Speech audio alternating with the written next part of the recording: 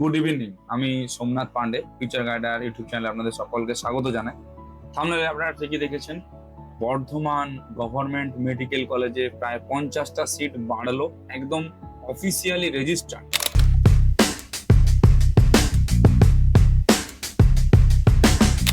50টা seat বাড়লো। আরো কিছু কিছু কলেজ লাইনে রয়েছে যাদের সিট বাড়বে বা বাড়ার হাই চান্সেস রয়েছে, যেমন সবার প্রথমে রয়েছে নর্থ বেঙ্গল মেডিকেল কলেজ ও আরো অনেক কলেজ রয়েছে, আমি তাদের নামগুলো বলছি না, যাদের সিট সংখ্যা বাড়তে পারে আগামী দিনে। তো সমস্ত স্টুডেন্টদের উদ্দেশ্যেই বলবো, যারা আমাদের ভিডিও রেগুলার ফলো করেন তারা নিশ্চয়ই জানেন যে আমরা বলেছিলাম গত বছর কাট অফ 47,000 পর্যন্ত গিয়ে আটকে গেছে এবং ওটাই লাস্ট ছিল। তো এই বছর আমরা যেমন প্রেডিক্ট করেছি যে 52,000 থেকে 53,000 পর্যন্ত ক্লোজিং দিতে পারে।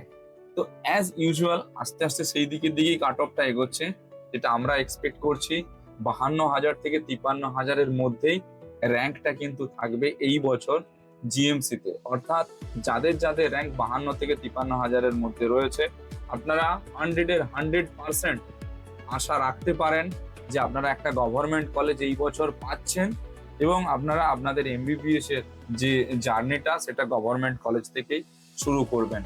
যাদের র্যাঙ্ক এর থেকে একদম পুরো সাইডে রয়েছে, মানে পুরো পিছনে, জাস্ট 54,000, 55,000, 56,000, একদম পুরো 60,000 পর্যন্ত যাদের র্যাঙ্ক রয়েছে, তারা ওয়েট করে যান লাস্ট রাউন্ড পর্যন্ত। কারণ আপনি জানেন আপনার স্কোরে স্টেট কোটা চলে আসবে। ওয়েট করে যান, গিয়ে দেখুন কি হয়।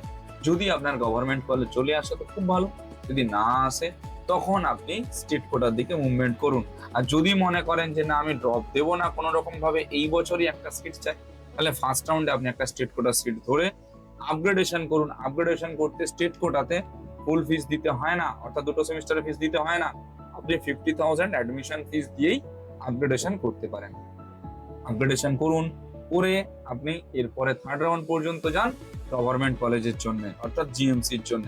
তো আমাদের থ্রুতে যদি আপনারা কাউন্সিলিং করাতে চান, আমরা একটা নমিনাল ফিস নিই, একটা একদম নমিনাল ফিস নিয়ে আমরা কাউন্সিলিং করাই।